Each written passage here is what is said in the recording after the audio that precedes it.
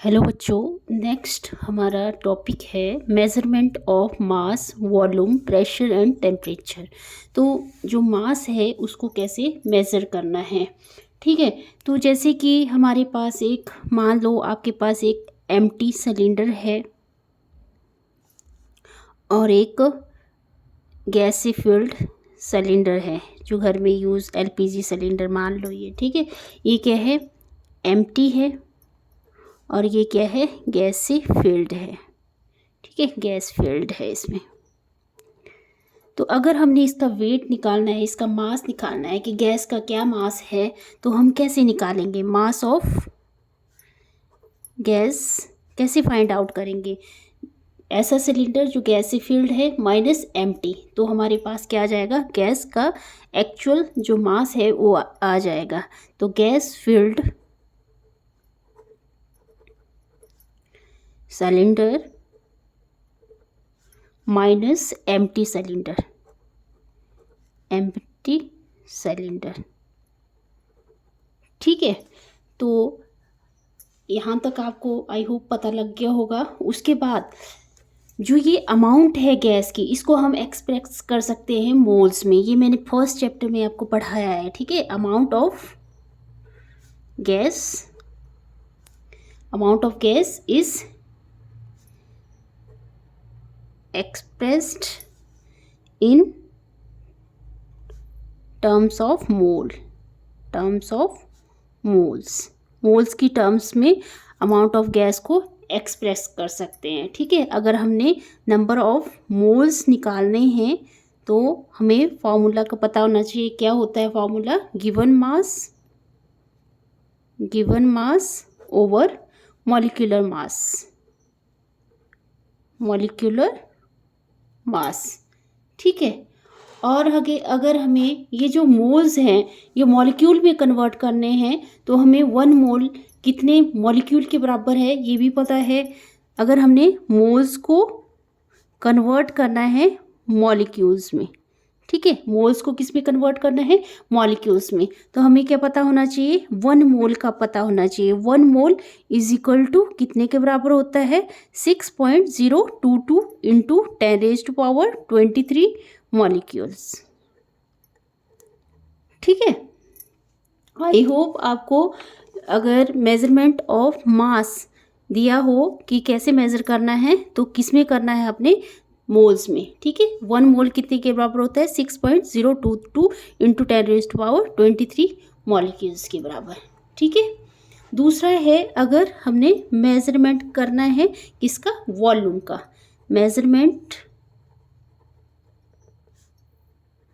Of volume, ठीक है। मान लो कोई वेसल है आपके पास, ठीक है, वेसल मान लो, इसमें क्या किया आपने, इसमें गैस को फील्ड कर दिया, गैस इसमें फील्ड होगी, ठीक है, और आपने इसका ढक्कन बंद कर दिया, ओके। तो ये जो वॉल्यूम है गैस का, ये किसके बराबर है, जो ये कंटेनर है, कंटेनर के वॉल्यूम के बराबर है ये, ठीक है। उतनी गैस फील्ड हुई है ना इसमें, तो volume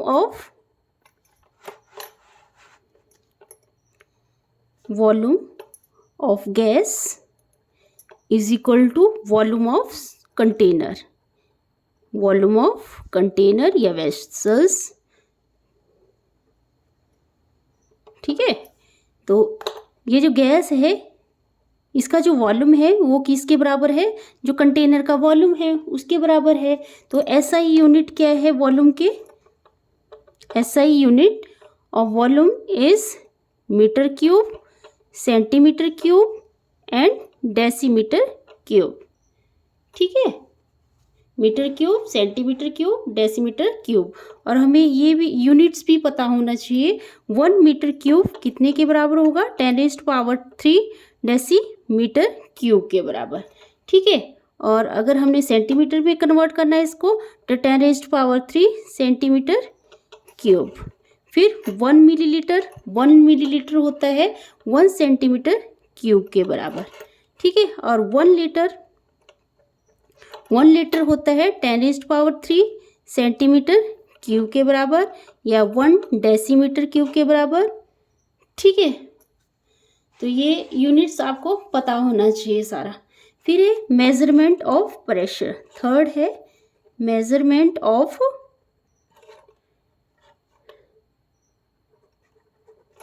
pressure.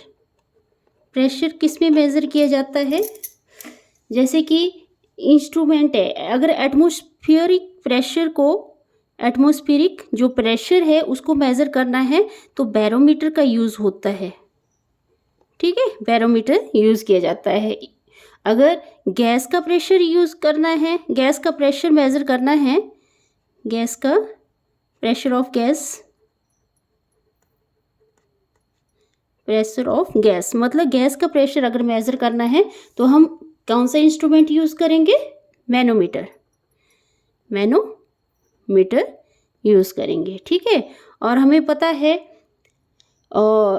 SI unit pressure का क्या होता है? पास्कल।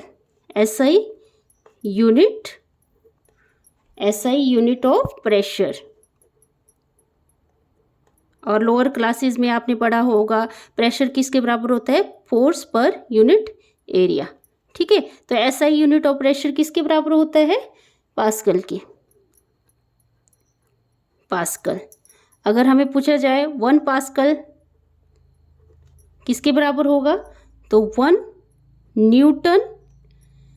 जैसे कि हमें पता है फोर्स का यूनिट न्यूटन होता है और एरिया का यूनिट मीटर स्क्वायर होता है, तो न्यूटन पर मीटर स्क्वायर, न्यूटन पर मीटर स्क्वायर। 1 पास्कल किसके बराबर हो गया? 1 न्यूटन पर मीटर स्क्वायर। अगर आपको एटमॉस्फेरिक प्रेशर के बारे में पूछा हो, ठीक है, 1 एटमॉस्फेरिक प्रेशर, कई बार ये क्वेश्चन पेपर में पूछ लिया जाता है। ठीक है, 1 एटमॉस्फेरिक प्रेशर कितने के बराबर होता है, तो आपको ये लर्न होना चाहिए। ठीक है, 101 और 325 पास्कल के बराबर होता है। पर एक्चुअल में क्वेश्चन क्या पूछा जाता है? 1 atmospheric pressure is equal to किसके बराबर होता है? अगर हमने इसको डेसिमल में लिखना है तो डेसिमल में कैसे लिखेंगे? 1.01325 इंटू 10 रेज़्ड पावर। अब डेसिमल के बाद अगर हमने यहाँ डेसिमल लगाना है तो काउंट करेंगे ना ये नंबर 1 2 3 4 5, तो 10 रेज़्ड पावर 5। क्योंकि हम लेफ़्ट को काउंट कर रहे हैं, मैंने ये जब फर्स्ट चैप्टर पढ़ाया था तो उसमें मैंने ये सारा क्लियर कर दिया था आपको कि डेसिमल कैसे लगाना है, सिग्निफिकेंस फिगर क्या होते हैं, तो वो सारी नॉलेज पता होनी चाहिए, आपको पता होना चाहिए इसका सारा। ठीक है, तो ये क्वेश्चन में पूछ लिया जाता है पेपर में। 1 एटमॉस्फेरिक प्रेशर किसके बराबर होता है?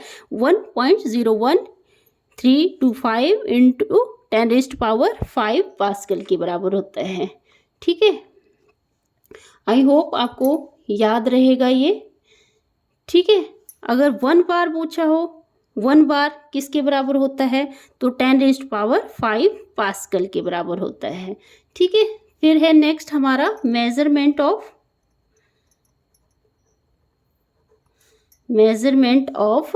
टेम्परेचर। टेम्परेचर किस में मेज़र किया जाता है? तो हमें पता है टेम्परेचर किस किस में मेज़र किया जाता है? सेल्सियस स्केल में मेज़र किया जाता है, सेल्सियस स्केल में मेज़र किया जाता है, फ़ारेनहाइट में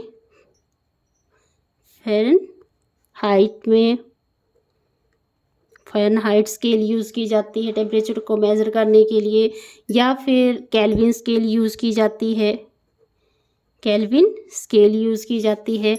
और हमने ये 9th क्लास में सारा कुछ पढ़ लिया था कि 0 डिग्री सेल्सियस किसके बराबर होता है? 273.15 केल्विन के बराबर होता है।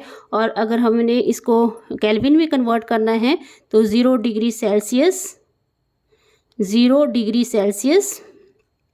प्लस 273.15 से इसको प्लस कर देना है। अगर आपको देखो 100 डिग्री सेल्सियस टेम्परेचर दिया है, ठीक है, 100 डिग्री सेल्सियस टेम्परेचर दिया है तो आप 100 डिग्री सेल्सियस प्लस 273.15 करेंगे तो क्या आ जाएगा? 373.15 केल्विन में कन्वर्ट हो जाएगा ये। ठीक है, और आपको पता होना चाहिए केल्विन क्या है? एसआई यूनिट है टेम्परेचर का। ठीक है। Kelvin is the SI unit of temperature. तो ये सारा पता होना चाहिए आपको, बहुत इंपॉर्टेंट है ये मेज़रमेंट कैसे करने हैं, क्योंकि इसमें जैसे न्यूमेरिकल पूछ लिए जाते हैं तो न्यूमेरिकल में पूछे जाते हैं इनके यूनिट्स वगैरह। ठीक है, आई होप आपको ये वीडियो अच्छा लगा होगा। अगर वीडियो अच्छा लगा तो प्लीज़ वीडियो को लाइक करें, शेयर करें, सब्सक्राइब करें चैनल को। Thank you.